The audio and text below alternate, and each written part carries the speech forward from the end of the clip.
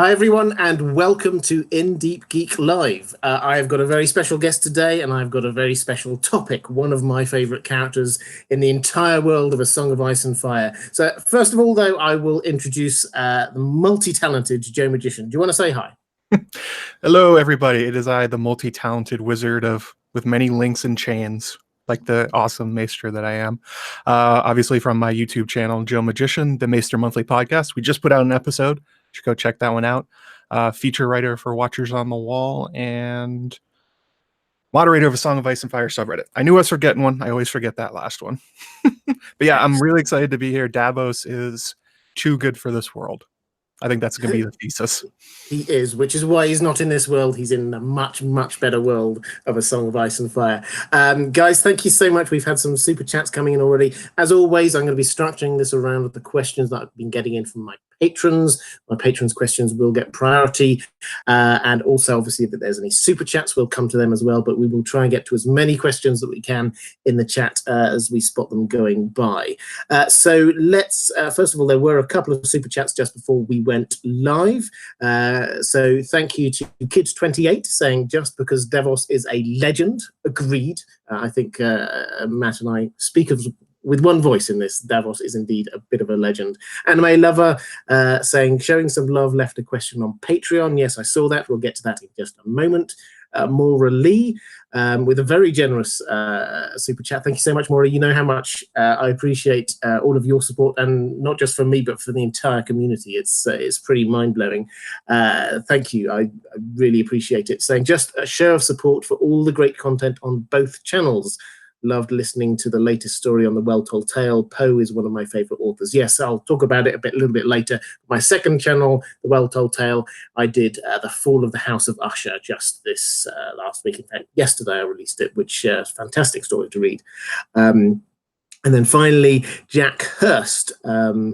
Thank you so much. Questions on Patreon. So just a huge thank you to all to you for all you do, and a shout out to the amazing community you've created. This is an amazing community. Thank you guys. It always blows my mind seeing the chat and the conversation in the community that's here every time I do one of these live streams, especially the incredible Maura Lee, says Jack. I completely second that. So let's start off, I think, Matt, if it's okay with you, why don't I just sort of throw you, what's your overall, we've said nice things about Davos, but what's your overall thought about him as a character? How do you characterize him?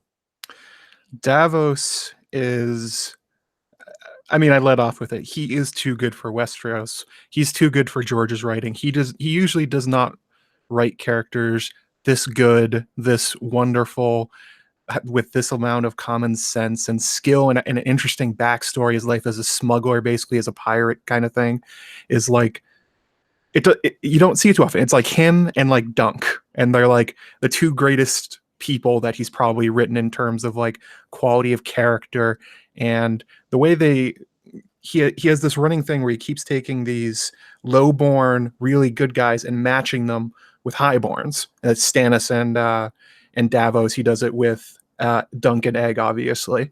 It's sort of a running thing he keeps doing.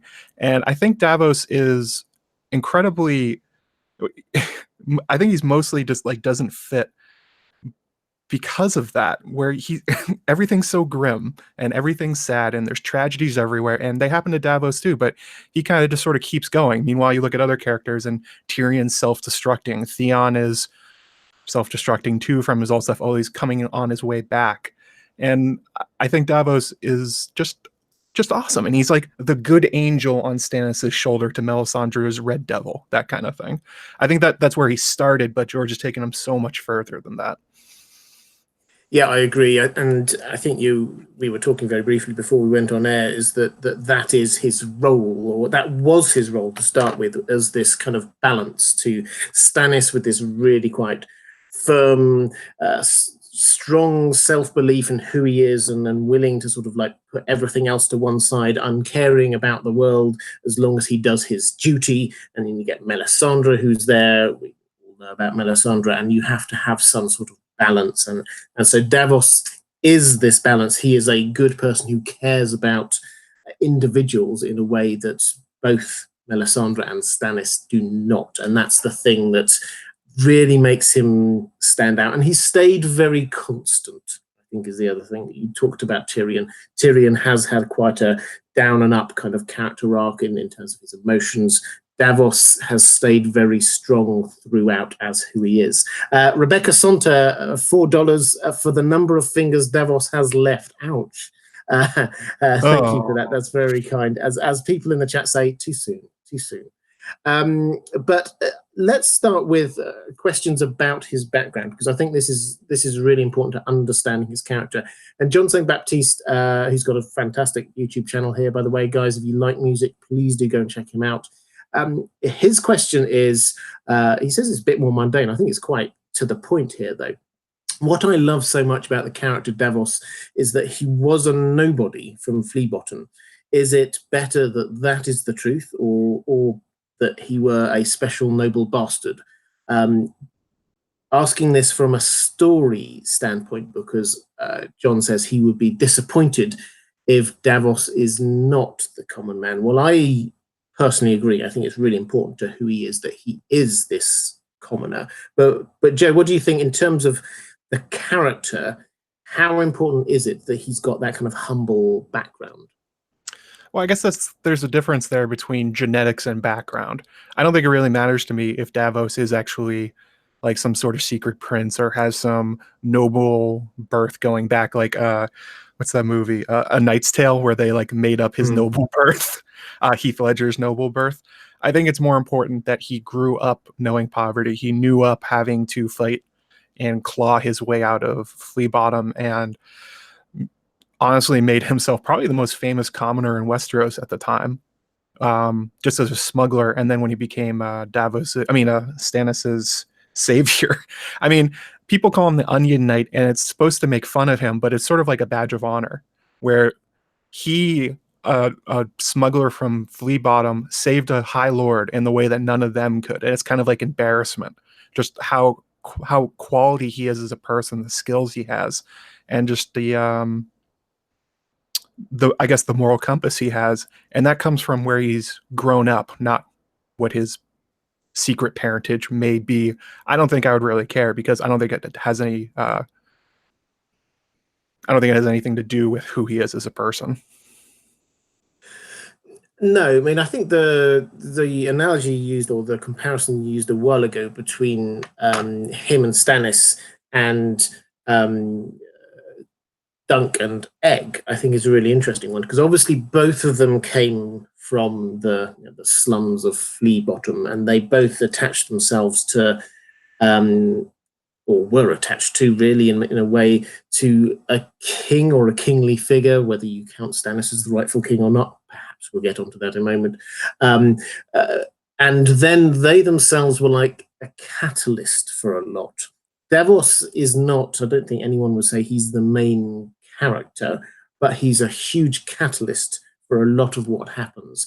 And that is definitely the case for Dunk. Dunk is obviously the central character in those stories, but he's a catalyst for huge amounts of things happening in the wider world. Just as you think about the amount of Targaryens and Blackfires who sort of died or exposed or whatever simply by Dunk being there, being Dunk, that's a huge influence that he has over events. And I think Davoss has the same kind of thing. So there's a kind of mirroring going on there, the same way we see a lot of other mirror happening. And I think that it adds to his story that he did start off as a commoner, therefore he judges people based on who they are rather than their status in life.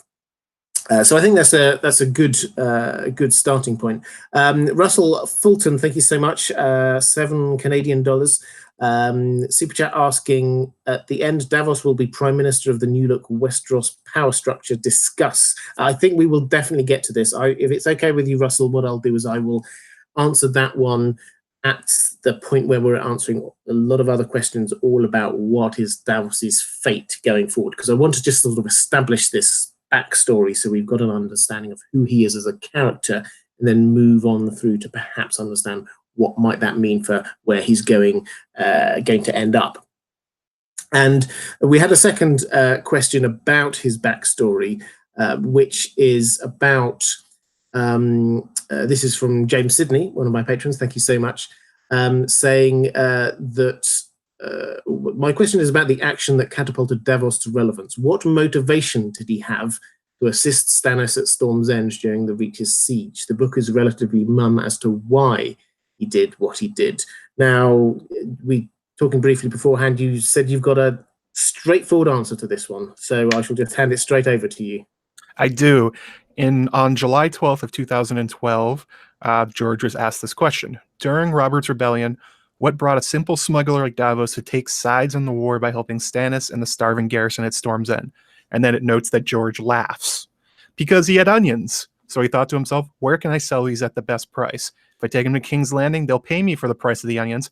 But if I take them to people dying of hunger, they'd certainly pay me better. So profit motive.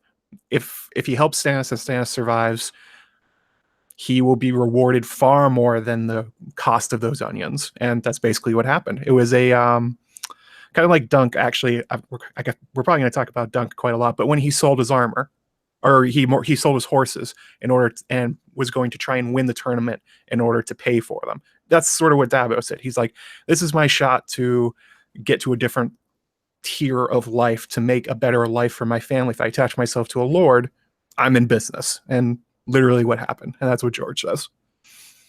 Yeah, and I think that makes complete sense. He was in a good sense of the word or the phrase, he was a social climber, Davos. He started out right at the bottom, and then he went and got himself as like a lowest of the low on a ship, and then worked his way up, eventually got his own ship, and then from there he worked out, where can I go from here? And so he has been working, his career path is very much driven by him, and that, as we've heard, George R. R. Martin is very clear, this is just a profit motive, him saying, this is my chance, this is how I can make some money out of this war, this is how I might be able to further my social status. So let's move forward a little bit to the stories where we're at the moment. And we've got a couple of questions from Torsten D. and Bonds, who are talking about the Battle of the Blackwater and the aftermath of the Battle of the Blackwater. Now, he goes underwater. We read, I don't have the exact quote in front of me, but he feels water start to go into his lungs, and then he wakes up and he's on one of the spears of the Merlin King, which are these kind of like spear-like rock promontories that come up out of the water in the Blackwater Bay. And people ask, because of the fact that he clearly went under the water, he started getting water into his lungs, did he die? Was he brought back? Was it perhaps the drowned god who brought him back in some way, or something else? So what's your take on this one then? I think I'm going to play Buzz Killington, as I often do, with theories about, like, did this god do this, or did this mythical figure do that? He was swallowing water, but from what we know about Blackwater Bay and where he ended up, there are like rocks, and it's very easily he could have smashed against it and the water would have come out like a forced Heimlich.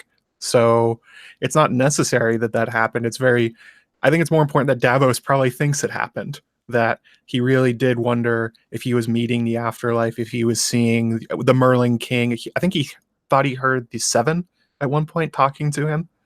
I think it was an important moment for him psychologically, thinking about where he's going, what just happened, how does he get back up and keep going like he always does. That's sort of his story, where like he loses his fingers, no big deal, I'm still going. He gets caught and almost killed on Sisterton, finds his way out of it, has trouble, almost gets executed at White Harbor, worms his way out of it, keeps going. It's just kind of like a Davos thing. But it's important that he has these moments of self-reflection and thinking about, is it the gods or is it himself that's going to pull him forwards? Yeah, I think that's right. I mean, Davos is, I think, probably the best example of a very secular person in Game of Thrones. He holds everybody's religion against his own kind of humanistic standards. You know, there's the great little speech he gives to Melisandre about, you know, if your god demands you to kill children, then your god is evil. It's just like he doesn't have any truck with any of this idea that the god's will is therefore the most important thing. He looks and says, well, what's the impact of this? What's this actually doing? Is what's happening good? Is it evil? And that's the way that he judges things. He, at no point after that, does he have this kind of great revelation of, oh, actually, I can hear the drowned god speaking to me to go and do this or anything like that. There is absolutely no hint that in any way he's changed his religious convictions. So if the drowned god or whoever did bring him back, we're never going to see them because George R.R. Martin has told us that we're never going to see them.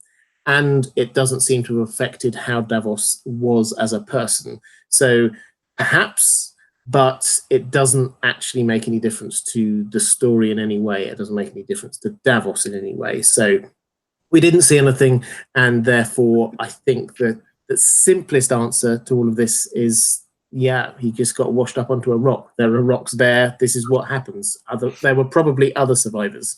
If we were talking Patchface, I mean, that's a totally different discussion. That guy seems to have been to hell and back, but Davos just seems like he had a momentary, like, I don't know, maybe he just like blacked out. Some people report things when they have near-death experiences. Your brain does funny things, and he seems to have taken it that way, where it was just like, it was less about him seeing gods. It was more like seeing his subconscious talking to himself. That seems to be how he's taken it. Yeah, I agree. I think so one of my patrons' questions on this one did sort of expand it out a little bit, and was asking, I think it was who was it? It was Bonds, I think, was talking about Tyrion and Sam as well. So we've also got a couple of other incidents, and perhaps it's worth thinking about this for a little while, whether this is a wider theme that's going on. So you had Tyrion, who fell into the water in the Rhone, and we had Sam in Bravos, fell into the water, and both of them, it's actually quite similar. The story sort of cuts off a little bit, that they feel as if they're about to drown, but then they carry on regardless, and we don't really hear of it much again afterwards. Plus, of course, we've got Patchface, who I agree is probably a very different thing. Is George R.R. Martin trying to tell us or show us something by these three different examples? There might even be more that I can't think of the top of my head, but there's clearly a pattern here of the characters who are broadly in this cripples, bastards, and broken things, the kind of characters that we might emote with, that we think are broadly good. Tyrion has a other side, obviously, but is there something going on here that's beyond just a coincidence? Well, George was raised in the Christian faith, so probably most likely baptism of some kind. Mm-hmm. Thinking about, we know baptism these days as it usually happens to children, newborns. But in the olden days, when the faith was new, it would happen to a lot of people much later in life. Sort of he might be using it as a writing tool to mark like a high point, and now they're going another way, a fork in the road, so to speak, for their arcs. Because Davos his story does change quite a lot after Blackwater, and so Sam becomes a much different person actually after falling into the canals of Bravos. Actually, like, mans up and like acts on his feelings with Gilly, although he's kind of bullied into it. But he becomes a very different person. Tyrion, I would say, I'm not really sure. Does he become worse after that? It's after that where he convinces young Griff to go to Westeros, right? That's probably the worst thing he's ever done in his life. Well, I don't know. I mean, I quite buy into this idea of like new life as this kind of baptism symbolism, and I think I would definitely see it in terms of Davos, who was going on a sort of a relatively comfortable, I'm going along with Stannis way, and then after that he's very much putting his foot down. It's very strong, very clear where he's going. Sam, yeah, I agree. And then after there was the whole Gilly thing, and there's also heading off to become a maester. He'd already head off, but perhaps that's a sort of a psychological flip between being a member of the Night's Watch and being a maester. Tyrion, yeah, it's quite hard to make a case that was a complete shift in his the life. start of one, because he's on his way to meet Daenerys now.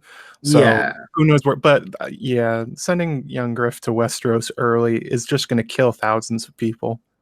So that's a pretty harsh thing to do. More than anything, and perhaps even a misunderstanding more than anything else. I don't think that that's him deliberately trying to kill thousands of people. So I'm generally on Tyrion's side because I just like the character. But I think that you could see it's his arc. We're getting distracted into Tyrion here for a moment, but hey, so his arc as is very clear that he knew who he was and he was working with what he had grown up with while he was on Westeros. Then he sort of escapes over and he's in this kind of no man's land for a while. And then that is the point at which he's starting to pick himself up and reinvent himself to a new thing, which probably will find its full bloom in being handed to the Queen, to Daenerys, in some way, as it is in the show. It presumably will be in the books. So yes, perhaps that is like his worst moment and he's going to work his way back up from there. That doesn't mean he's miraculously changed overnight. But I think that's a really interesting question. I think that it's the symbolism here rather than the gods at work, if that makes sense. Okay, let's go have another sort of, I think this is quite a booky question about, I was saying about the future, but it's about what's going on in the story at the moment, about skagos. So anime lover Nicole said, we come to your question. Thank you very much. What do you guys predict will happen to Davos on Skagos? Will he be eaten alive or will he save Rickon? So this is a book question. In the books, Davos has gone off on a mission effectively that will end with him hopefully going to Skagos and finding Rickon. And this is tied in with a whole load of great northern conspiracy people secretly still being in favor of the Starks and pretending they aren't, and the Manderleys and a whole load of other things. But basically, Davos is probably going to end up going off on his own up to Skagos, where Rickon is almost certainly living like some kind of feral animal there with Shaggy Dog. And a whole load of horny goats. Hi there, LML, if you're out there. So what's going to happen? Is he gonna save him? Is he gonna get eaten? What do you think is actually going to happen, assuming he does get up to Skagos? Well, for a starter, Skagos is most likely nowhere near as bad as the stories say. They get sort of a cultural otherism thrown on them. Like every bad thing you've ever heard about the wildlings is thrown in the Skagos. They're brutal, they're pirates, they steal stuff, they eat people. But like you look at the Northerners and they have the story of the rat cook. Like, get over yourselves, bros. Skagos is probably nowhere near as bad as they think. It's just a place that has successfully resisted them, so they have to make it sound awful. But yeah, Rickon is almost certainly alive. We've seen from a wolf dream. I think it was Bran. John. Yeah. John, he saw Shaggy Dog killing a unicorn or a goat or whatever. So Rickon's alive. Davos is a great smuggler, as we know. So if anyone can get onto Skagos and get out with a kid and a wolf, it'll probably be him. And he's also shown remarkable skill in going into hostile places and getting what he needs to do. Like I was talking about, his journey through Sisterton, his navigating White Harbor. Like, most people die in those situations. Most people actually do end up with their hands and the hands and the head on the gates, or Sisterton hung with their entrails out. Davos getting out of those was amazing. So I think we're being set up to know that, yes, Davos will be able to accomplish this too. I don't know how. And I think that his greatest superpower actually is his ability to mix with anyone and find the human element in anyone that he can connect with. And that means that he can talk to people at every kind of level of social strata. He seems completely comfortable talking to nobles and kings and all the rest of it, just as he is wandering into a random inn and just trying to get a little bit of information about what's going on. He deals with the level of wherever people are at and whatever their life experience is. And that, I think, will probably serve him right on Skagos. And I think it's a fantastic point you were making about that it's probably overblown what was going on there. People, it's an island, no one really goes there, so actually people don't really know what's happening there. The unicorns, I saw, who was it in the chat? Bronhalla saying, why can't the unicorns be woolly rhinos?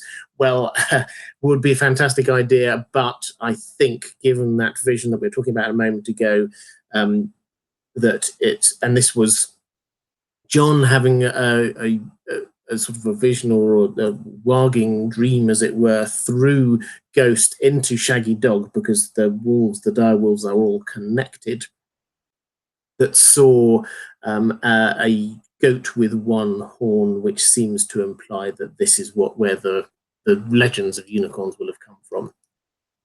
Maura Lee, thank you so much. Another very generous super chat. Thank you, Maura. I don't know whether you heard me earlier in the stream, but I'm blown away by your generosity and what you do, not just for me, this whole community. Thank you so much. I really appreciate it. Just saying, great live stream. Thank you to you both. Thank you. That's excellent.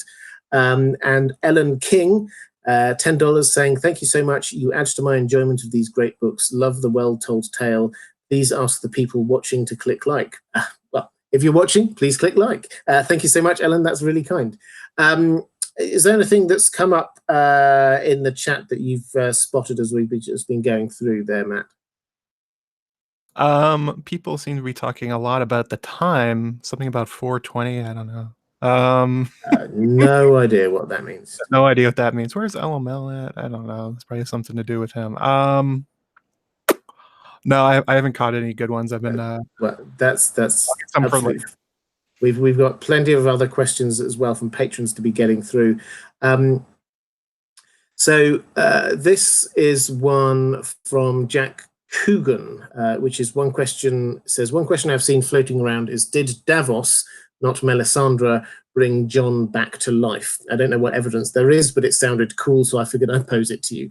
I think, well, I've also seen this floating around, this idea of that perhaps it was Davoss rather than Melisandre who brought Jon back. The argument here appears to be that, and this is obviously show, not book, because on the book we haven't got that far. Jon's just been stabbed lots. We haven't seen any of those things. But on the show, Davoss is the one who sort of calls for Melisandre to come in and gives her a little pep talk, and then after that, she does all her things, the washing and the praying and all the rest of it, and nothing seems to happen. So she goes, Davoss hangs around for a bit longer, and then Jon comes back. So the argument is that it's his presence that actually is what brings Jon back. My personal take on this is no, I think they just did that because it worked better as a story having Davoss there. I think that he's not a magical person who could magically bring him back. I think certainly in the books, then it'll be some combination of Jon warging into and back out of Ghost and Melisandre bringing back his body and calling his spirit or soul or whatever it is back into his body. I think Davoss is just there, and he's the kind of person who does great facial reactions. So I think that's why they did it that way. But is there anything you wanted to add on that? This is the first I'm hearing about that theory. I'm confused at why people think it was Davos. I just assumed it was like a delayed thing because it was Melisandre's first try. Like she interacted with Thoros earlier and asked him how did he bring back Beric, and he's like, I don't know, I didn't really do anything. I just said the words and he just happened to pop back each time. So I'm assuming that, I guess my headcanon is that Melisandre was just like nervous or like being a beginner and like mess something up in some way, and so it took like an extra couple minutes, or maybe they were just listening to the stage directions, deciding when Jon would come back. Otherwise, I don't really know. Like, how many people have said words over people that they miss, that they want them to come back, that they're needed, and how many of them have actually come back? Like 0. So. Yeah, well, exactly. And so Jonathan in the chat, Jonathan of House, Joestar says, in Deep Geek, so you don't subscribe to the theory that anyone can access the pool of magic. I think this is slightly different. I don't think Davoss was trying personally to do anything himself. I think he was just hanging around there. He got in Melisandre because he thought Melisandre could do it, not because he thought that she could access something that he could also access. So I don't think that he was trying to. Yes, you could argue that he was willing it to happen in some way, but then Melisandre also was. I think what you can say is a very basic human thing, that Davos was the person who made it happen, because he was the person who brought Melisandre in and persuaded her to give it a go. So he was the person who facilitated it, but he did not personally do any magic in order to make it happen. Kid28 saying Thoros didn't believe in the words, he just wanted his friend back. Yeah, so Thoros, the first time Thoros did this, then he didn't think he was doing it. That wasn't what he was intending to do. He just said, which is effectively, it's like the last rites, a little prayer for the dying, the dead. That's what he did. And then he was surprised when Beric came back. So it actually wasn't anything to do with intent. It was some magic which was going on, which was deeper and more powerful than that. And that is why, incidentally, Melisandre, it made sense to me on the show that this was her point of lowest faith, and yet actually she could do it. And it did make me wonder whether maybe this was also a little part of the magic mix that was going on there, is that you don't need to have the faith, you don't need to have the belief, you don't even have to have the intention. It just has to be, for whatever reason, right. There's a lot going on there in the kind of the Thoros link across to Jon. I mean, you're a man steeped in the mysteries of magic of Westeros. What's your take on this? My take on this is somebody needs to corner George at some con and ask him, because I bet he thinks that we should have all figured it out by now. Like what's different about Thoros, why he was able to do it for Beric Dondarrion and why it didn't work for anybody else. But I don't know. It's so out of left field that resurrection's a thing, like this specific kind of resurrection, because you look at the others in the Whites, and that's clearly some kind of like Night Flyer style psychic control thing that's going on with them. Like the Whites aren't actually coming back from the dead. They're basically just puppets. But like Beric's true resurrection, I don't know. So I have trouble keeping up with George's fantasy elements sometimes, and this is one of them. I really have no idea what's different about Thoros, but I just go back to what I said earlier, where like, how many people have prayed over loved ones, given eulogies, wanted them to come back so desperately? Why would it be different for Davos and Thoros? I don't know. George probably does, though. He's got an answer, and I bet he's saving it for something, or he's just waiting for someone to ask him at a con. Well, yes, and I think this is a really good question. Exactly what is the right question to ask? Because there's a lot of questions he doesn't answer, and so I think if you get one chance, you have to be very clear about the exact question you're asking. I also find this fascinating, and when I last looked at this whole idea of magic, I think probably after season 8 again, I will probably start again from scratch at looking at the magic system, as it were. But that was something that I found as being odd, in that it was the only instance, I think, it was the only instance I found of clearly unintentional big magic happening. When you got Dany with the dragons being born, she did actually intend for that to happen. She thought about it. She figured out that was a thing that was going to happen. All the bringing people back to life afterwards, that was also intentional, because they'd seen it happen once. Why not again? Then Melisandre is trying to do all the things that she does do. Clearly, Bloodraven, all his magic, he's trying to do it. That seemed to be just like, whoa, how did that happen? That was right in front of me. What? He's alive? What?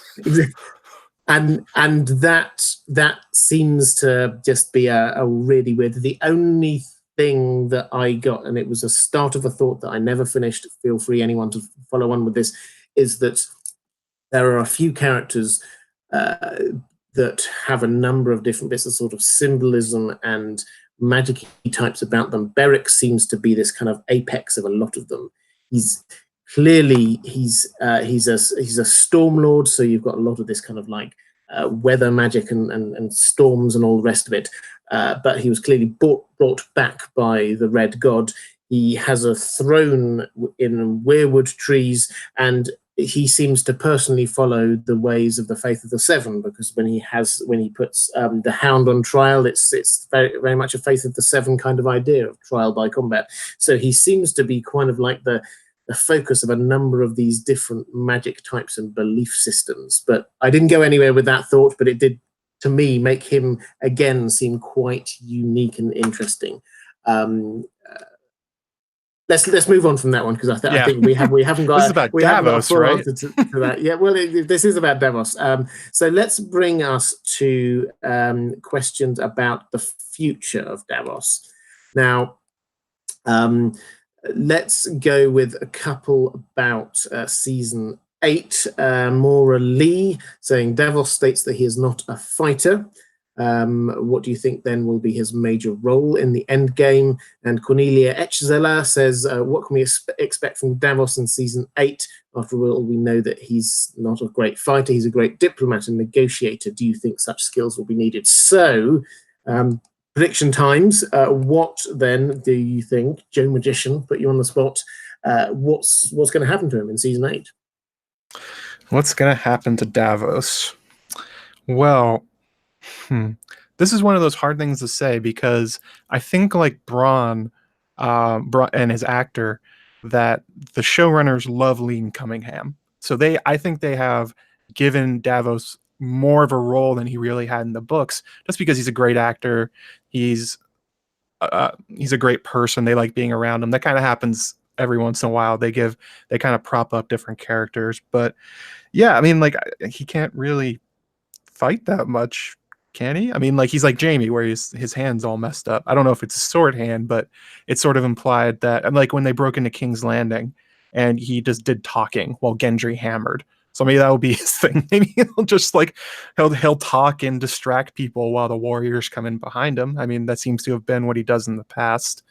I don't think there's much to do with ships, right? Like, the others don't care about ships, so smuggling in somehow. I don't know. Yeah, I don't know. It is a tough one, because his main role clearly was what's happened beforehand. In the books, I think his next main role seems to be bringing Rickon back into it. And Maury, you were asking whether or not it's going to be the same in the books and on the show.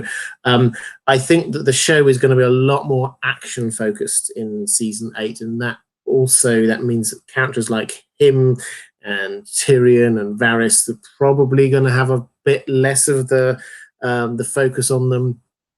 I think the next thing, and we will come on to it a little bit later, but the next thing for him is actually what happens after the final confrontation with the White Walkers, in whatever shape that takes. I think his role after that is going to be taking this whole thing forwards afterwards. So I think he just has to survive and get through it, and then he will have a bigger role. That makes some sense. I mean, we were joking about it before the stream, but Davos would be the best king Westeros has ever seen. Like, probably the most deserving. He would be like Aegon V, but without the crazy dragon, like dragon dreams that caused him to light up Summerhall. Just like a very good person, a humble person, someone that understands all stratas of society, someone that can bring people together, that's good at talking and doing what needs to be done for his goals. It's like, he's super effective. He's just a super effective guy. He should rule Westeros if they were a meritocracy. But sadly, I think we're going to get some sort of Targaryen kiddo. Well, let's not go there with the Targaryen kiddo. I've covered that a few times. I certainly hope that the Iron Throne isn't there. That's all I'm going to say. I hope the Iron Throne is not there, and I hope that we can move past this kind of the Iron Parliament.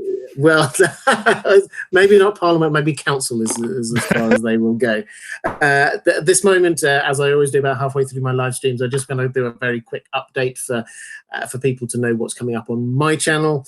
I've had quite a few people asking me about my next video in my Robert's Rebellion Tower of Joy series, which is going to be my R+L=J video. I am still working on it. I know I said I thought I might be able to get it out a few days ago. Sorry, I haven't managed to get finished yet. I'm not going to promise a time, but it will be soon, because I'm almost there. If you follow me on Twitter, please do go and have a look for Deep Geek on Twitter. Then you'll see I spent a little bit of last week trying to flush out any other bits of evidence against R plus L equals J, because spoiler alert, I'm a believer. I think that's pretty incontrovertibly what has been going on. So that's what's happening there. And then I've got 2 or 3 other videos in that series to follow. I saw someone in the chat asking about what's happening with the Traveler's Guide series, because we've reached the bottom of Westeros now. We're just picking up a few of the different islands. So we've got Driftmark, obviously got Dragonstone coming up as well. And then, yes, we will be heading over into Essos. I'm very much looking forward in particular to Bravos. I think we've probably got 3 or 4 different episodes that's going to be going on in Bravos. The Well-Told Tale, as I said, we've been looking at Edgar Allan Poe this week. We did The Fall of the House of Usher, which is a fantastic short story. If you like listening to audio fiction and you wouldn't mind listening to me reading audio fiction, then please do go check that out. And then finally, patrons, thank you. I say it every week, but I mean it every week. I honestly can't do this without you. Your support is the kind of thing that allows me to make videos like this. And there are a number of different ways. If you check out my Patreon page, that I try and repay my patrons by providing extra materials, early access to stuff, and as you see here, a chance to ask the questions on the live streams, the ones that I shape the conversations around. So if you are at all interested in supporting the channel or getting access to some of that, then please do go check out my Patreon page. But Matt, what about you? What's coming up for you? Well, on the horizon, the next thing up is the dual video thing I'm doing with Amanda, or Crowfoot's daughter. I think she's in the chat right now, where I am writing a history of House Strong, because I think you probably noticed too from Fire and Blood, the amount that George is focusing on this relatively minor family is enormous. They're getting massive titles and huge amounts of screen time, especially in the new material. And I'm trying to figure out why he cares so much about them. And Amanda's going from the other direction, where she is talking about where's House Strong today, because one of the things they are famous for is bastards, lots and lots and lots of bastards, just all over the place. So they kind of work together in that way, where I'm going to do the history, why George cares, and then Amanda's going to where they are today. And after that, I hit 5,000 subscribers recently, so I'm doing a Q&A video. I harvested a whole bunch of questions, some really good ones, some funny ones. That will be afterwards. Although, as I said on my in my YouTube channel, my Patreon, things are delayed because I took an arrow to the knee, basically. So I've been sort of out of commission a little bit. This is about the most I've been able to do in the fandom for like a week or week and a half. So this is like the test thing. If this goes okay, then I'm going to try and do the other stuff again really soon. But, you know, that's just how it goes. And Maester Monthly, as I said, we put out an episode relatively recently. And I also wrote a Valentine's Day post for Watchers on the Wall, talking about how have some empathy for the Night's King, because the stories tell that he had a queen too, that he knew love, and it broke his heart. Oh, that's so sweet. Yeah, I wanted to talk about sacrificing to the others on a day of love. Yeah, so it's like sacrificing children that's what George R. R. Martin's Valentines are all about, I'm sure. That's what I was saying. It's like, this is what he thinks about love. It's tragic. Yeah, he doesn't often have happy love stories. Let's put it that way. Can you think of what's a happy couple in A Song of Ice and Fire? Well, Actually, I think Sam it's and Gilly is the only one. No, Davos and his wife. That's like the happiest relationship. Yeah, that's because they never see each other. Yeah, there you go. See, that's how George feels. But 5,000 subscribers is fantastic news, and I'm really pleased to hear that. And guys, if you've not checked out Joe Magician's channel, please do go. I'm sure that there will be a link over in the chat, and there's definitely one down in the description. So please do go and check that out. He produces some fantastic videos that are incredibly insightful as well as knowledgeable. So that if you want to see things from a slightly different angle, and very persuasive, a lot of them as well. I should say all of them. All of them are persuasive. All of them, Robert. All of them are. Then please do go and check that one out. And what was the other thing I was going to say? I can't remember now. But basically, check out Joe because he does so much stuff all over the community, and he's a fantastic guy. We had a super chat from Donna Daly, £5. Thank you so much. Do you think Davos's loyalty to Stannis will survive Shireen's death, assuming that happens? Well, no, but I think that it's probably going to be something quite so. So first of all, I think, yes, Shireen's death is going to happen in roughly the same way in the books that it did on the show. Obviously, Stannis is in a slightly different position and all the rest of it, but I think that she will indeed be sacrificed in the same kind of way that she was on the show. I think that it's very noticeable that Davos is away from the action, miles away from the action at the moment. So as and when that happens, he probably will not know exactly what's been going on and who is guilty. So the same kind of thing where he only finds out later may well happen in the books as well. But I think he will be as cut up about it in the books as in the show. The question is whether or not Stannis is still going to be alive at that point.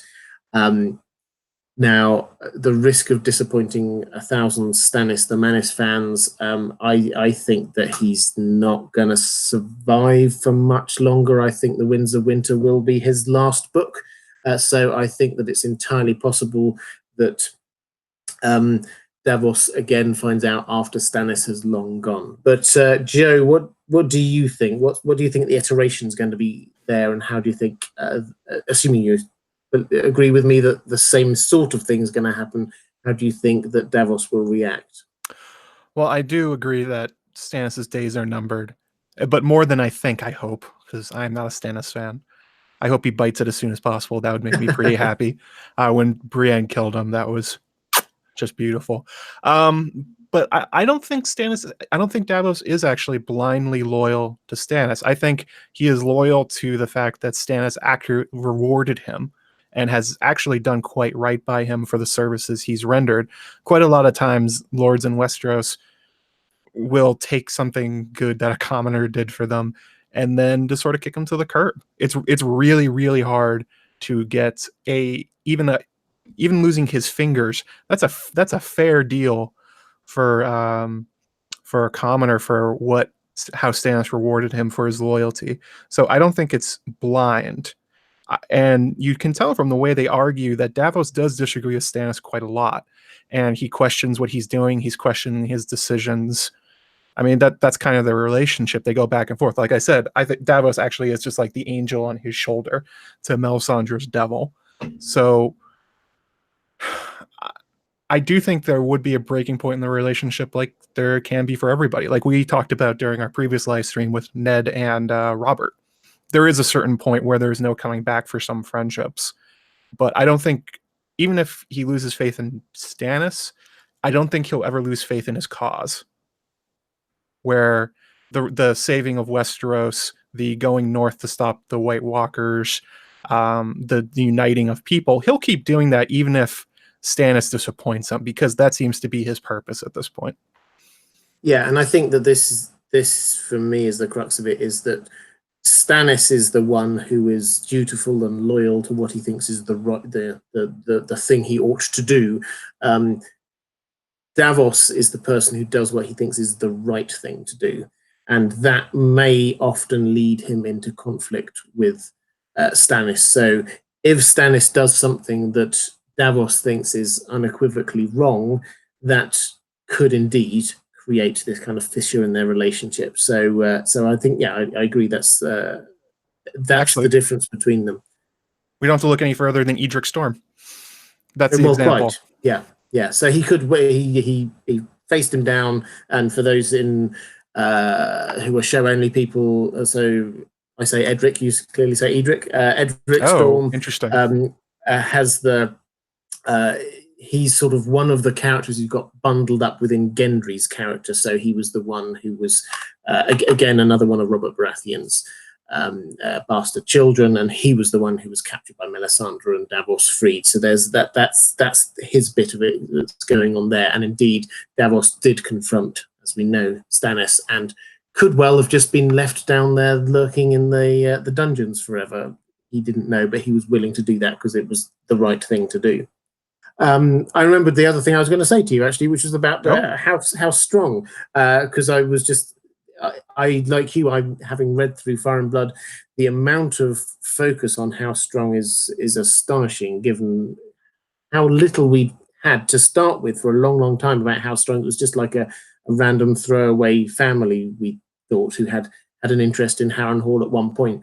But the tweak on it that I'm sure you'll be covering, but I find fascinating, is the fact that we've got the character of the Mountain is called, in the books, he's called, Zombie Mountain is Robert Strong. And that can't just be a coincidence that we've got this character who's been given that surname. And yes, obviously it's a play on the fact that he is strong and all the rest of it, but he's given that surname, and George R.R. Martin at the same time is giving us a huge amount more about how strong, and there has to be some kind of link or something symbolic going on there. So I'll very much looking forward to, unless you wish to spoil it now and tell us what that link is. I will give two small spoilers just from the things you brought up.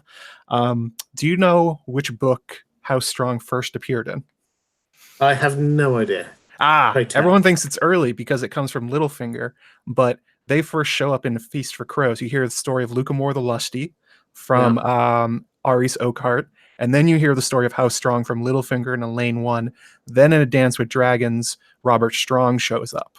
So George's interest in How Strong is quite late, which I think is interesting. It's also around the time he started writing them into the extra materials like Princess and the Queen, The Rogue Prince, and I think the reason that that Gregor Clegane is disguised as Robert Strong is because that has happened many times before. Their thing is having so many children and so many bastards that they basically just never die out.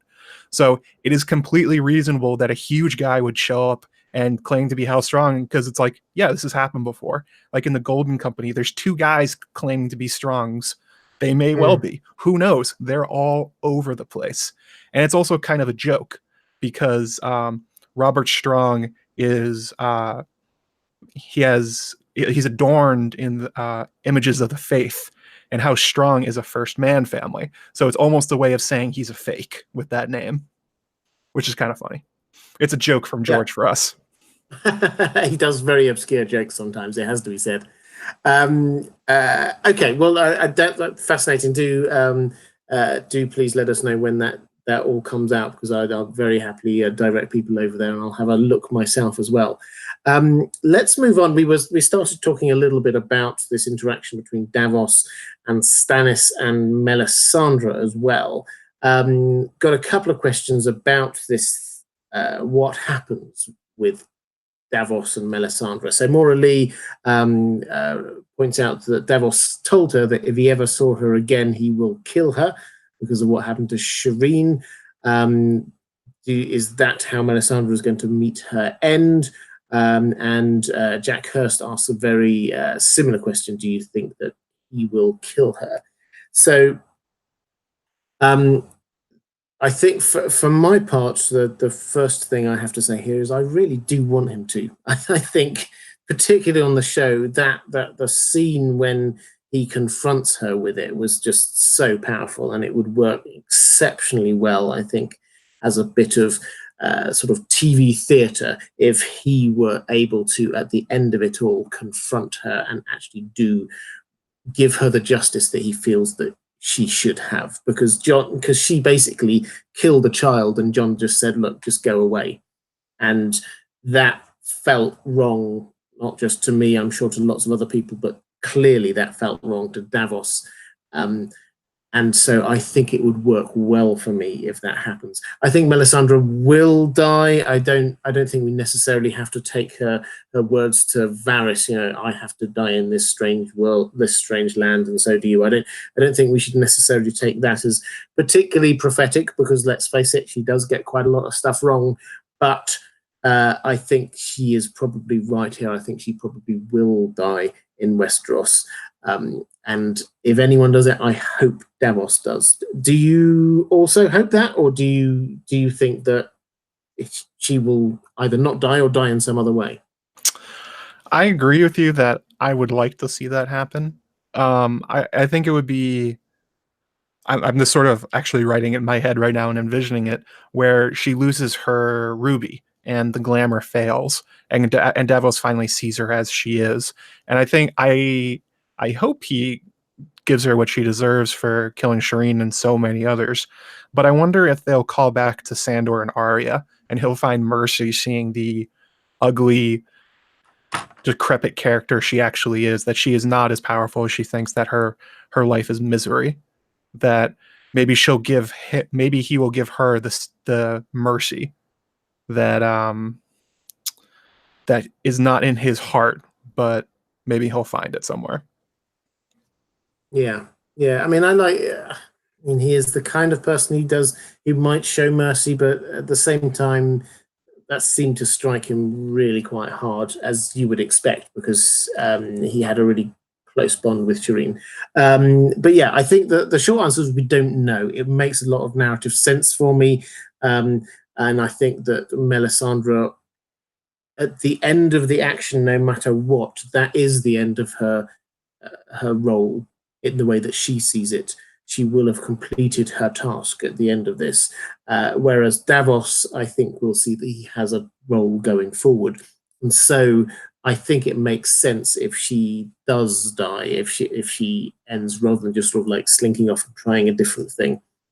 So it makes sense, but we don't have any evidence to say exactly that that's what's going to happen. But talking about Davos's fate, then, if we're talking about Melisandre there, Brennan Barnes says, out of all of the A Song of Ice and Fire characters, Davos is the only one I would bet money on surviving through to the end of the story. He fits into the cripples, bastards, and broken things kind of archetype. And he feels like the kind of person who would be valuable afterwards, with his honest counsel and his ability to read people. If you and Joe could pick one character you're most confident makes it through, who would it be and why? Well, let's start with I've sort of said this a couple of times, and I think you have as well. Do you think he will survive, and how sure are you? I am not sure, but I think if he dies, it will be because somehow he's killed Melisandre. I think it will. I think he's going to put himself in some situation he shouldn't in order to get his vengeance, if that's how he dies. I think if he shows her mercy, then maybe he'll survive. Because Melisandre, for all of her many character flaws, is useful. And in order to survive, unfortunately, a icy apocalypse from the north, you'll need useful people you don't like how Tywin said to Cersei, you don't make formal alliances with people that are your friends. That's why you have formal alliances, that kind of thing. But I hope he does survive, because he would be the right person to start to put it back together and maybe actually fix the systemic problems in the Westeros. Yeah, I agree. Which kind of well, we'll come on to what he therefore might do next in just one second. But I agree that I think that he would be very useful, and I think he probably will survive. I don't personally put him right at the top of my list. Personally, I think that Sam and Gilly are the most likely out of everyone to survive. I can see them being sort of a hope for the future as a couple that we have been introduced. We haven't actually met many sort of couples that survive as a good and reasonably happy couple. We don't really see Mrs. Davos, so we don't actually see that dynamic. We hear it's good, but we don't actually see it that much. So I think Sam and Gilly as a couple, I think I'd put up there as most likely to survive. Would you agree? Have you got someone else in mind? Yeah, Sam's at the top of my list just because he is George. George is going to make himself survive to the end, and I mean, he obviously has told Dan and Dave how parts of it will end. I mean, and he's the historian, and he's like set up with such a legendary story, like 2,000 years in the future. The guy who first killed a White Walker, like a mythical sort of figure like Septon Barth who knows everything. Just give it a little time, and I think he's set up to be that kind of person. I also think that Sansa is very likely to survive everything, just because, I mean, she's not a warrior. She's a much like Davos, she's sort of a diplomat. She's a She's a person that runs things. So if she dies, it will be because things have gone horribly, horribly wrong, basically. Yeah, yeah. I think that's probably fair. So Sansa, I've thought for a long time. I would agree that I think that she will survive as the Lady of Winterfell, or even a larger area than that. I think I think she's pretty nailed on surviving my book. I know a lot of people think she might die. I personally think that's more out of Sansa hate than actual analysis of the story. As a slight digression, Jack Hurst, you also asked what I thought about Dan and Dave getting unfair criticism from the community. They've created arguably the most popular TV show ever, so can they really be all that bad? I think I've spoken about this a few times, that I think that they have done an outstanding job. So, to start with, it was an outstanding job of taking a book or the first few books and actually turning them into something that happened on the screen that was almost scene for scene in the book one, season one. They're very, very close to what was actually written.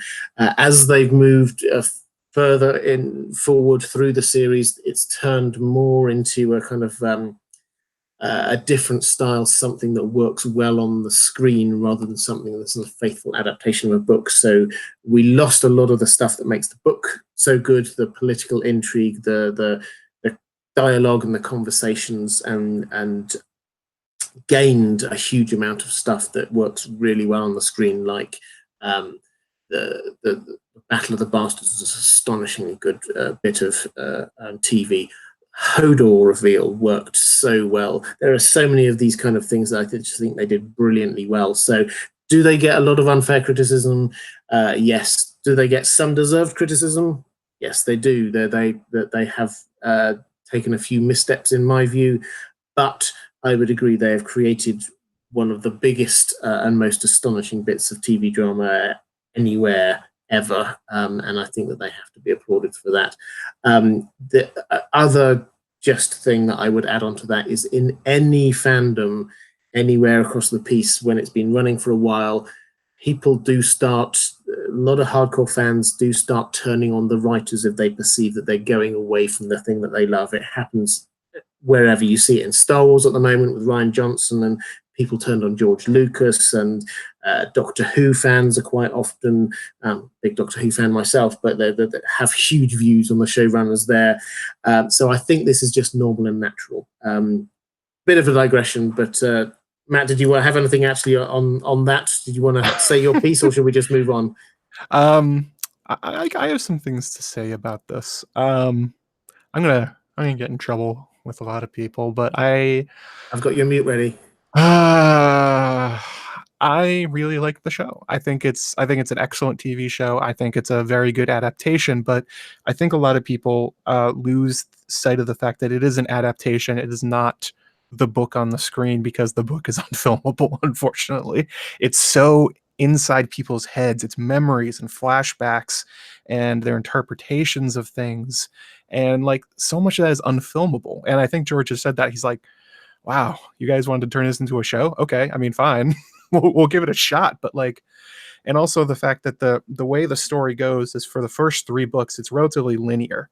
It's moving through one story, and then in A Feast for Crows and A Dance with Dragons, it just kind of goes sideways. George like rewrites a bunch of larger arcs with different characters, with different faces. Like A Feast for Crows is sort of his book where he goes like, all that war and stuff you thought was great was like, maybe it wasn't that good. Now that's an excellent book, and I love Feast for Crows, but that doesn't usually make for great linear TV making like the first few seasons were. And also that they signed up with the expectation that they would have the series finished, that they would not have to make up an ending. And that has not happened, unfortunately.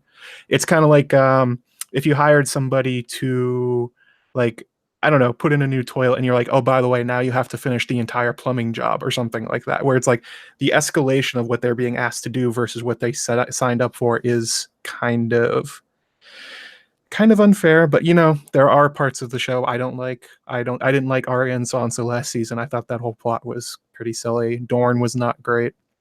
It's not that they can't make mistakes. George makes mistakes too. There are chapters I don't like. There are POVs I don't like.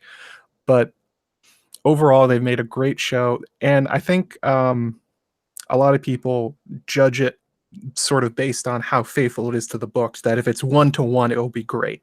And you kind of have to sort of, both of us have a lot of book knowledge in our heads, but when you're watching it, you kind of have to forget parts of it because you have to give it a chance. You have to give what they're saying, what they made, a chance in your head without comparing it backwards all the time. Because if you do that all the time, all you're going to do is remember the stuff that's missing instead of what they are presenting, basically. Yeah, I don't think I disagree with any of that.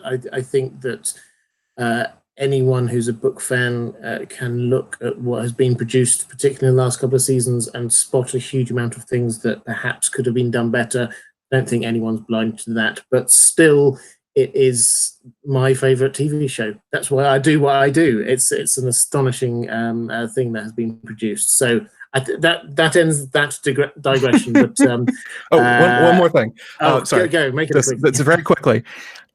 If Game of Thrones, the TV show, was a book, it would not be a great book series because the way they have created it would not translate in the same way.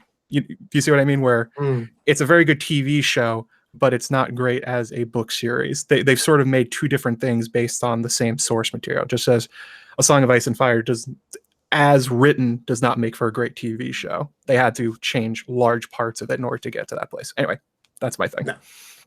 Excellent. Benjamin Johnson, thank you so much for your super chat. Maybe Davos will show mercy. This is talking about Melisandre. Maybe Davos will show mercy, and then Arya will decide to cross her off the list anyway. Yeah, I think that in any event, Melisandre is going to die. I think that's reasonably clear. All of the people I think on Arya's list will die. I think that's just going to happen. Even if Davos doesn't, as you say, doesn't kill her himself, then I think that she's pretty much a goner. Maura Lee was saying about George R. R. Martin saying that the ending of the series will be bittersweet. How do you see Davos's story concluding? Will it be bitter or a sweet ending for this character? I think it will be a bit of both. It's already quite, and I have to admit, I try as much as possible not to use the word bittersweet now, because George sort of has mentioned it and then it seems to have got blown out of all proportion as being this is the only word that could possibly describe the ending.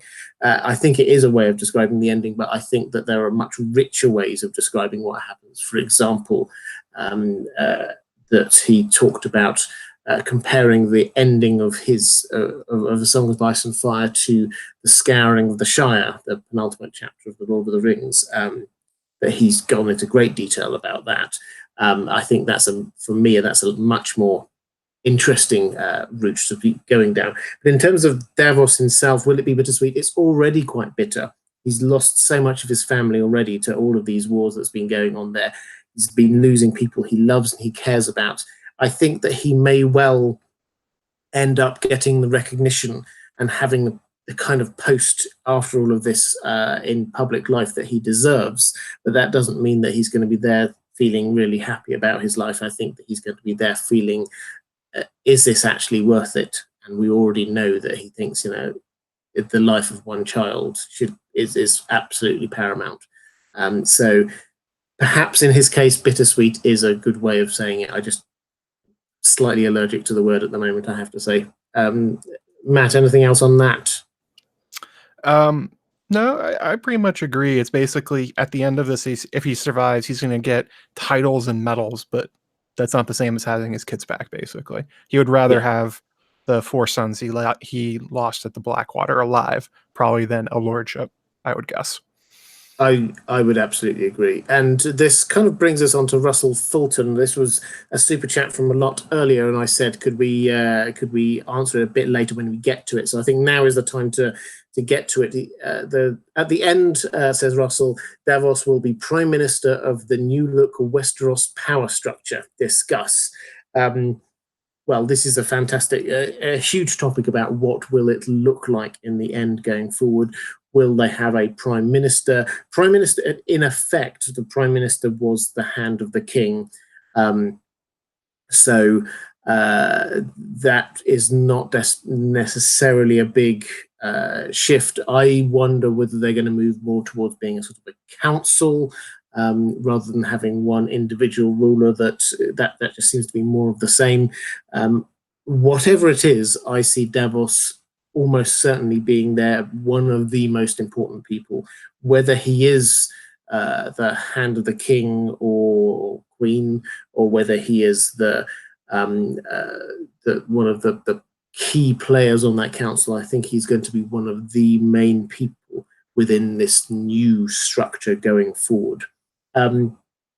This is a horribly hard question to put to you, but how do you see the political organization of the Seven Kingdoms post-war, and what do you see Davos's role in that being?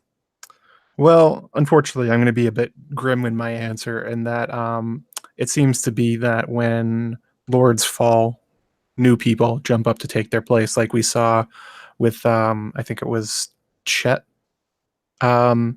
when they mutinied against Lord Commander Mormont and killed Craster and took over. Instead of like fixing anything, one person just stepped into the power vacuum. So you're not going to change the nature of people, unfortunately. I mean, obviously, because we've already had one long night already, and look what Westeros was like now.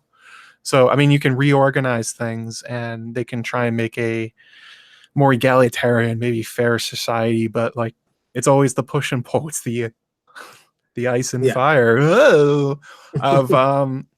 of the rights of the many and the rights of the few, and how people seek power, and how other people look to distribute it. So I think Davos will give it a good shot. But I mean, like, I don't know. Just because you had a good king for a while does not mean you will have a good society. Good leaders and bad leaders come and go. But at least with Davos, if he survives, it will have a good first step. I guess that's all I can hope for. No, I agree, and I think that definitely there will be a huge power vacuum. We've lost so many of the sort of the lauded classes within Westeros already that surely there will be people stepping up into them. And I am definitely a believer that they're not going to go straight to some kind of wonderful democracy. It's simply the continent is simply not ready for that in terms of sort of the evolution of governance systems, the idea that the people could suddenly be making informed decisions about who could be ruling them, not because don't say that because they're stupid, but simply that they just do not know. The people will not have any idea who is out there. They will not know who the candidates are. There is not the means of communication that are necessary to have a strong democracy. So what is much more likely is some sort of council system, in my personal view. Donna Daly, thank you so much, asking, is Davos more loyal to ideals or people? It's a good question. I think it's people, really. He's a humanitarian, in my view. He's very much a humanitarian that works for caring about people, but he cares about people because he's a nice guy, if that makes sense.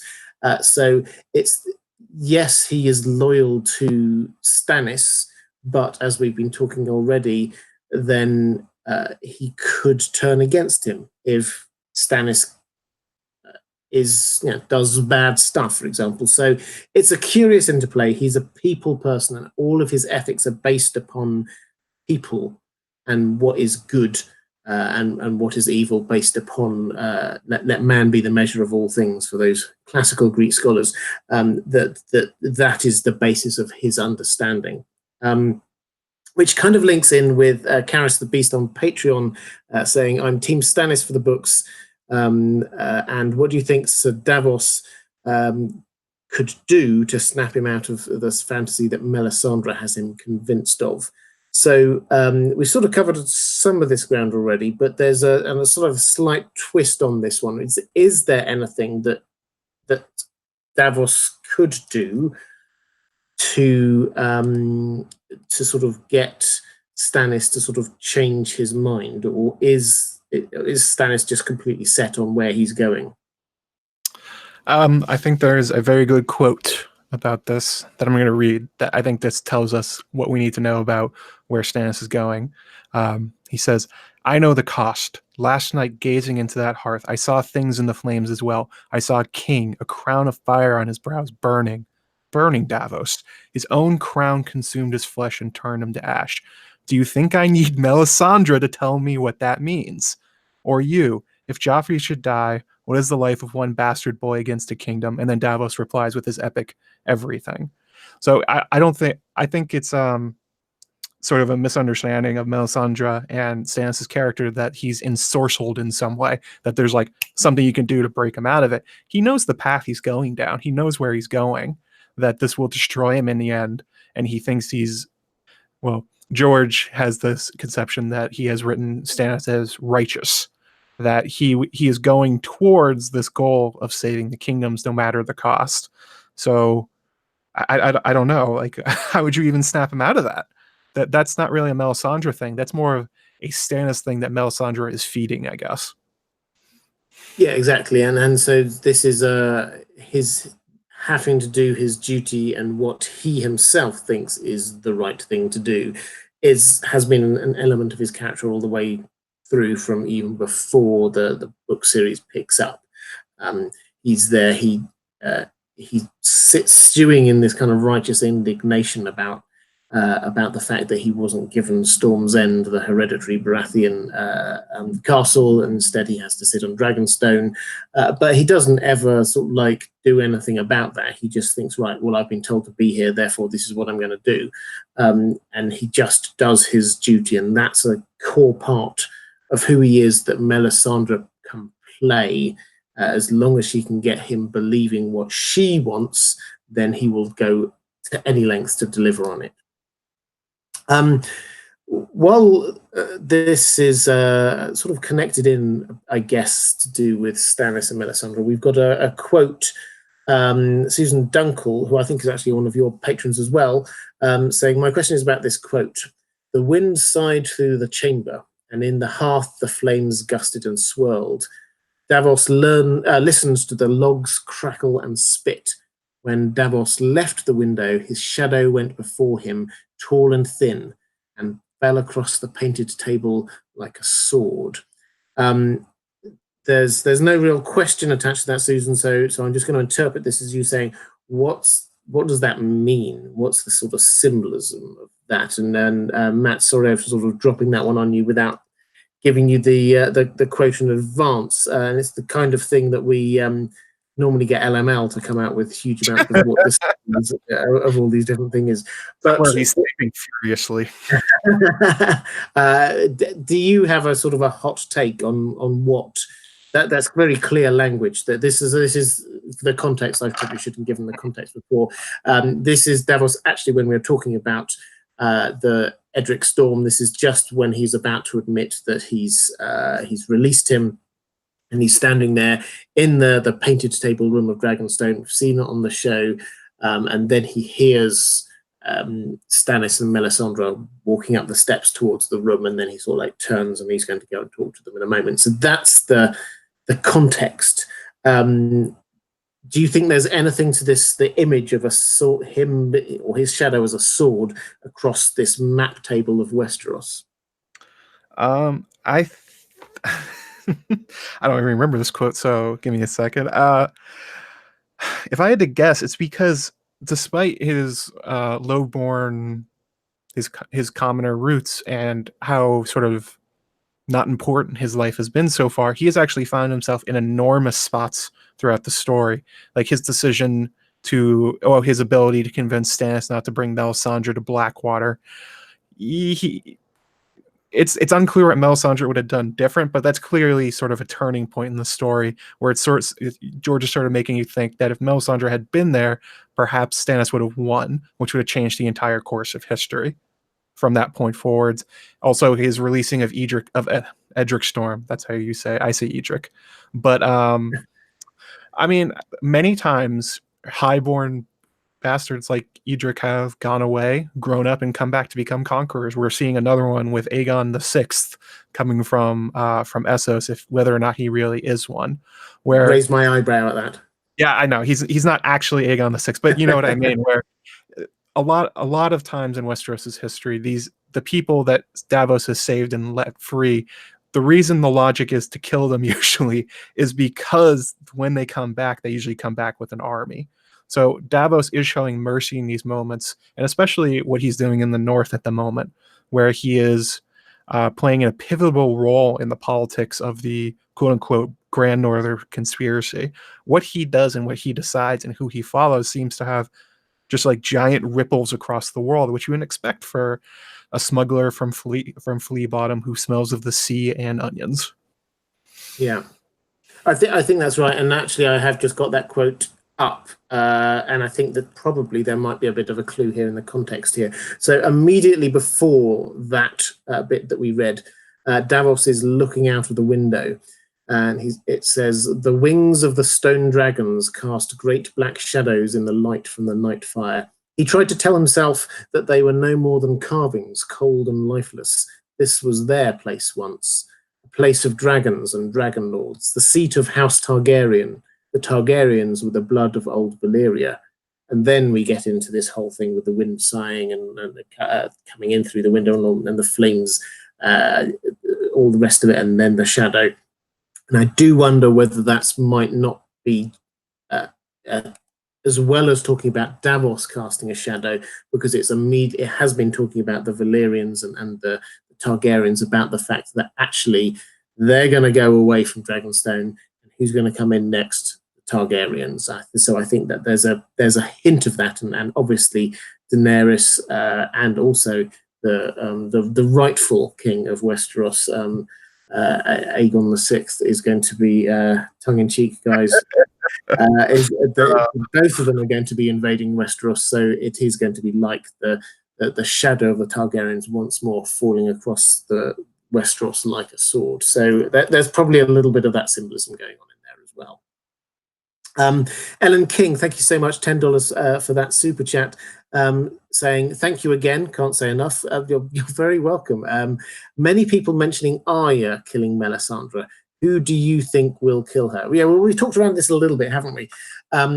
For my money, if we were coming at it from how will Melisandre die, so first of all, we don't have to assume that she is going to be killed by someone. I think that there's a chance that she might sacrifice herself. She is so focused on what she thinks is the right thing. I think that she does not see herself going beyond it. I think that there's a chance she could sacrifice herself. If she is killed, I think her dying in some big battle with the forces of the others, or the White Walkers or whatever, I think that's a little bit fanciful personally. I think the two most likely candidates are either Davos or Arya, for the reasons that we've mentioned. Arya is going to, and this is partly where this kind of scouring of the Shire idea comes from. The reason why George R.R. Martin likes that chapter, which for those who do not know, is the penultimate chapter of The Lord of the Rings, and basically it's the hobbits go back, and then you get I'll say spoiler alert, but if you don't know the plot of Lord of the Rings, where have you been? But then you get Saruman. It wasn't in the films, incidentally, it was just in the books. You get Saruman, who's there, who's sort of scurried away afterwards and is now having taken over the Shire and doing horrible things to all the poor harmless hobbits. But the hobbits who return, heroes come in, use their newfound strengths and confidences and all the rest of it, and they banish the last of the evil that's sort of over the land. All of this is obviously after the huge battle and the getting rid of the ring and the real big plot. And so for me, what that means is that if George R.R. Martin likes that and wants, as he said, he wants to replicate the feel of it, what he wants to replicate the feel of is at the end of it, the unlikely heroes who've emerged from all of this after the big battles have happened and all of the main story has been dealt with, they will then deal with whatever's left over. They will sort things out a little bit of whatever's been hung over from there before. So it's that I interpret that as therefore being that the threat of the White Walkers, the others, will be dealt with, and then our unlikely band of heroes will have to turn their attention perhaps to King's Landing, perhaps to other places, and actually just finish off the job, as actually happens largely in the last episode of almost every season of Game of Thrones. You have the big battle, the big thing happening in the penultimate episode. The last episode is tying up a few loose strings.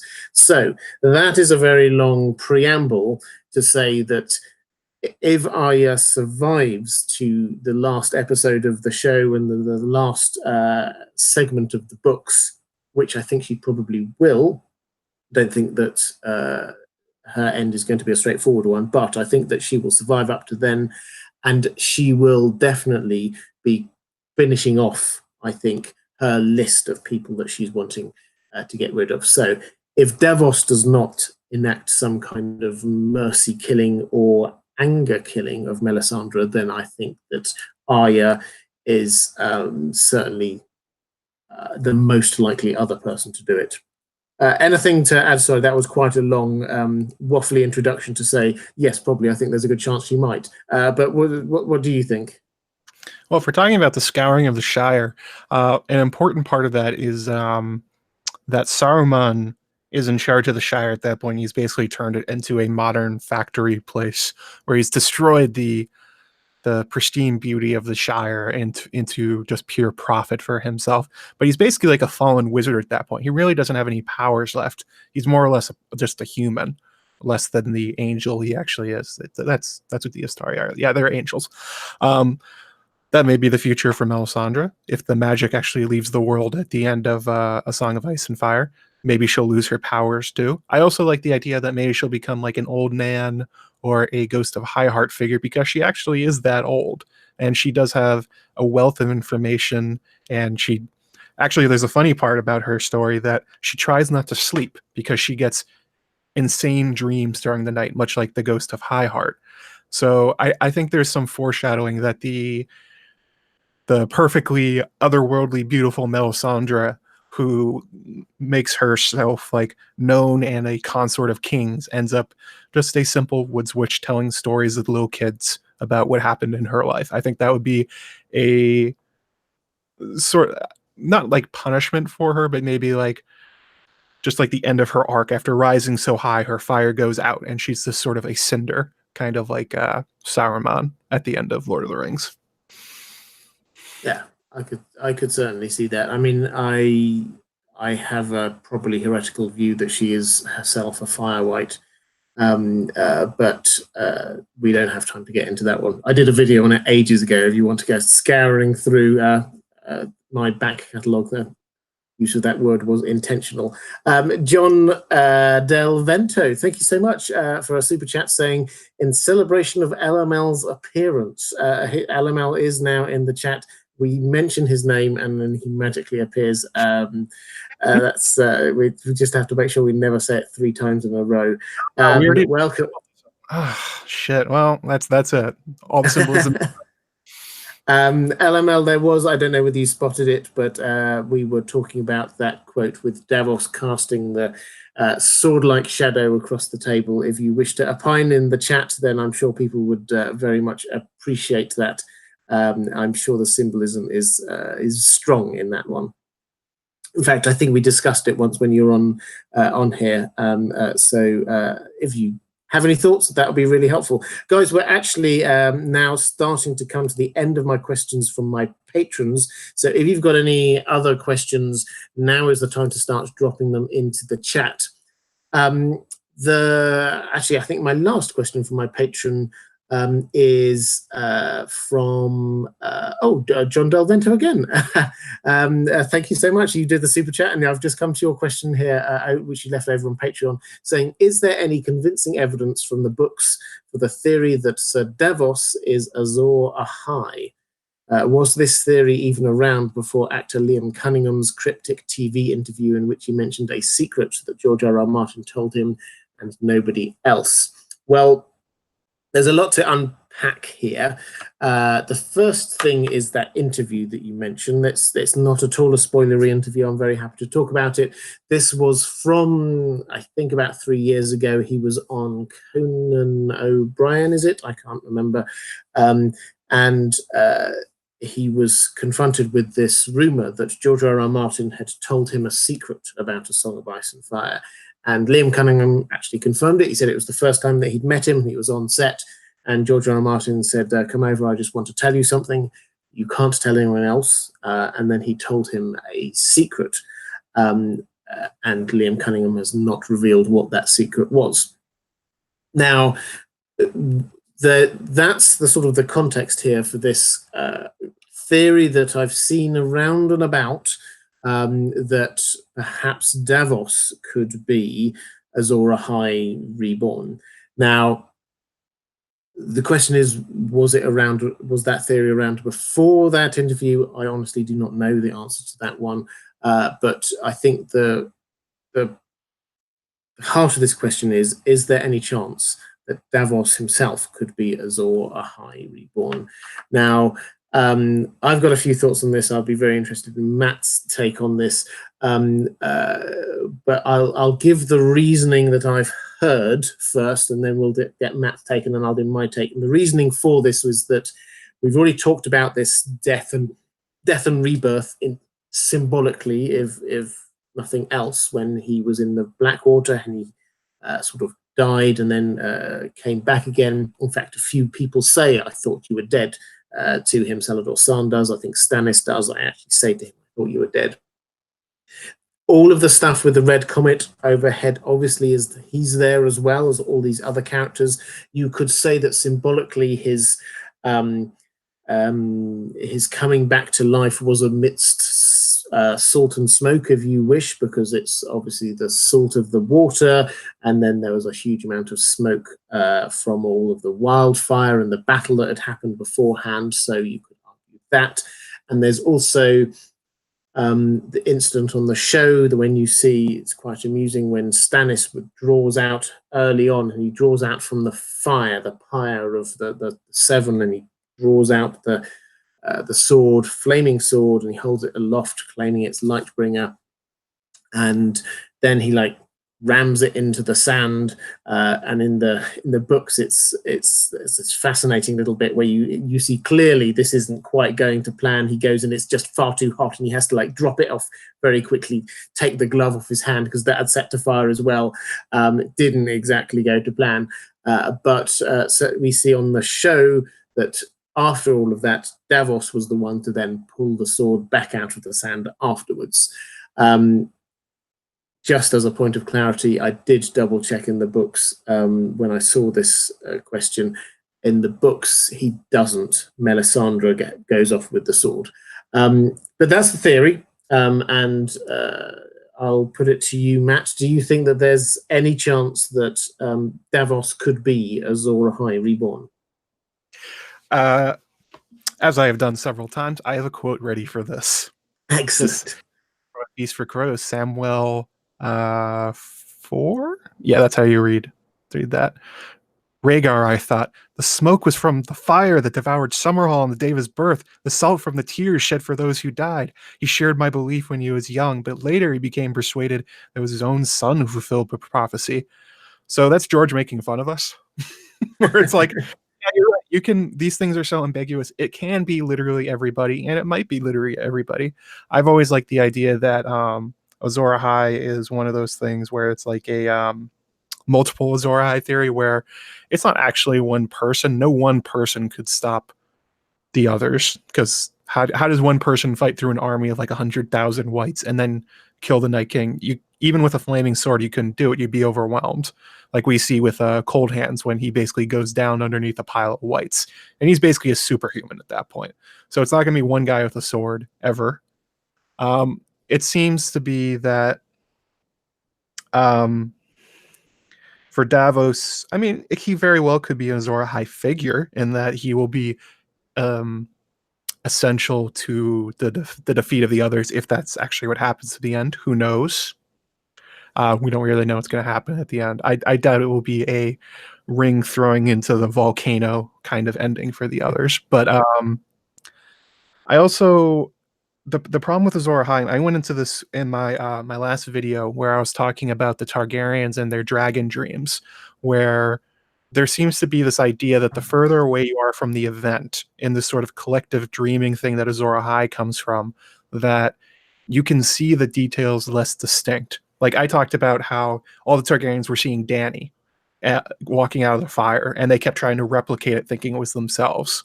And that's kind of what we saw with that quote from Aemon. Melisandre does the same thing quite a lot, where if Azor Ahai has really been echoing throughout the world for thousands of years, how would you ever really know how to spot them? Especially if you lack the context of the situation. Like one person looks the same as another, one sword looks the same as the other. How would you even know? Like imagine if you were a person from, I don't know, like Sithorios, and you saw Dany walking out of the pyre with the dragon eggs. What would you even make of that? So these kind of monomyth ideas of what Azor Ahai is and what they do is almost certainly distorted and misunderstood.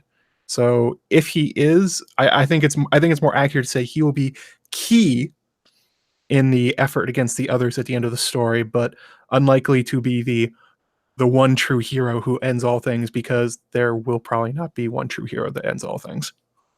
Yeah, I think you've said that a lot more eloquently than I could, and I wouldn't disagree with, I think, any of it. Well, the way I tend to express it is that I am absolutely convinced that once we've finished the show, once we've finished the books, we will look back and we will still not be 100% sure who, if anyone, was supposed to be Azor Ahai reborn. There are so many characters who have got these kind of like hints of the legend to them, and that's what it is. So I think that we shouldn't be looking for a specific character and saying that person is Azor Ahai reborn, or that one over there is, or anything like that. I think we should be expecting that we should not have one character who's just got that label, but lots of different characters who lots of people might think could have that label.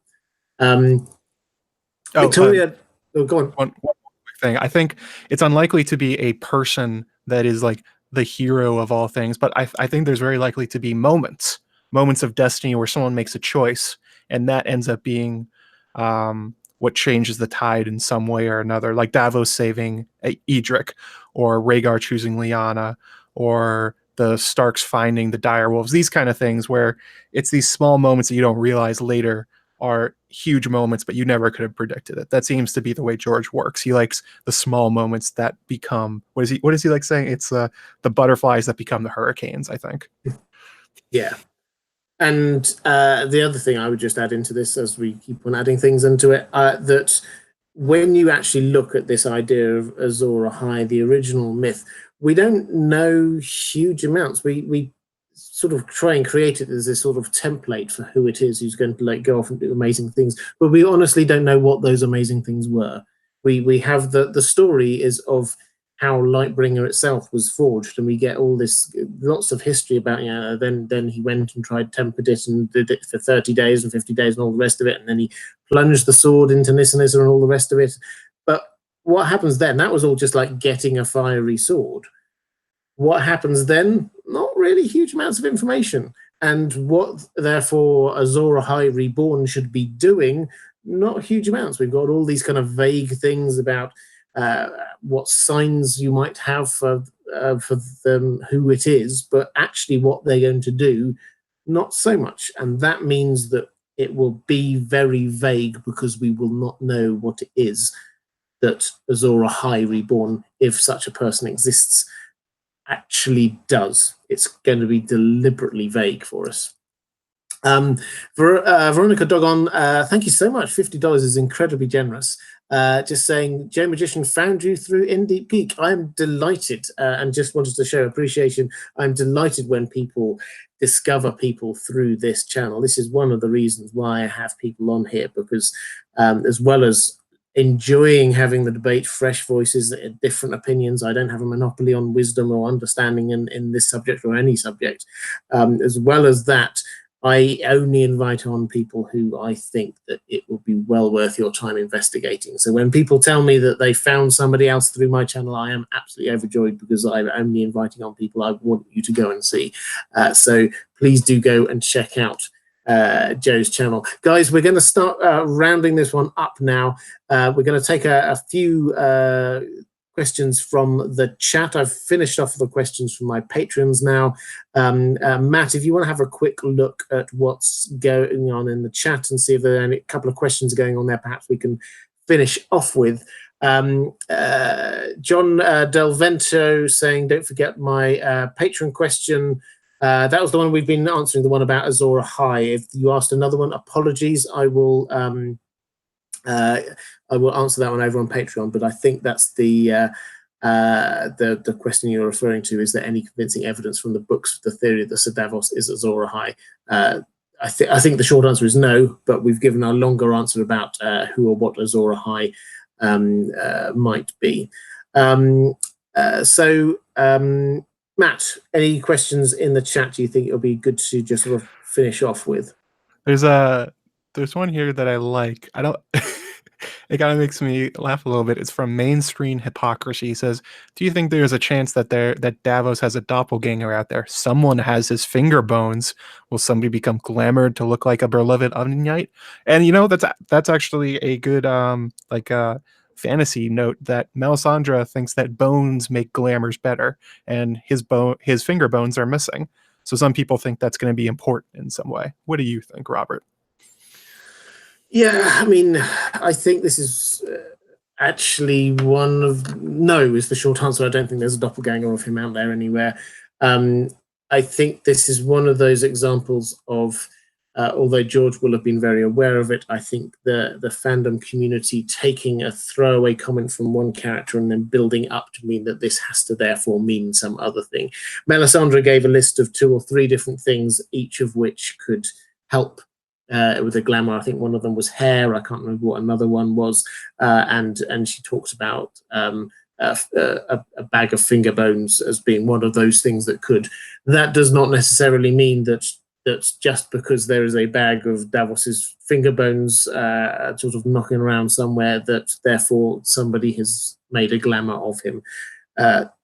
Firstly, why would you? I don't yet to see the exact reason for that. And secondly, where is there evidence that it has happened anywhere? I don't think we've seen that anywhere. So I like the question. But I think that this is the kind of thing where I say I've not seen any evidence that that's the case. By all means, show me some. I'm very happy to reassess it. But as it stands, no, I don't think so. That was a fun troll, giving Robert something kind of ridiculous to answer and see him going, well, no. Well, yeah, I always try to be honest where I can. And you took the bait, man. You took the bait. I know if I can say no to something, then I will try my best to. All right. Is there anything else you want to end off on, or shall we just finish up by telling people how great your channel is again? Let's see here. There was a good one. An actual good question I saw up above.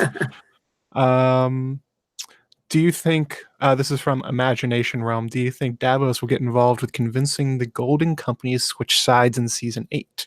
Now, we talked about this a bit, that he has a great talent for diplomacy. He's very good at getting people to find common goals and fight for the same side that normally wouldn't. We saw that mostly on display with John and Danny a little bit, but do you think he'll have a role in that? Do you think he has any sway with the Golden Company? Have they heard of Davos the Magnificent Smuggler?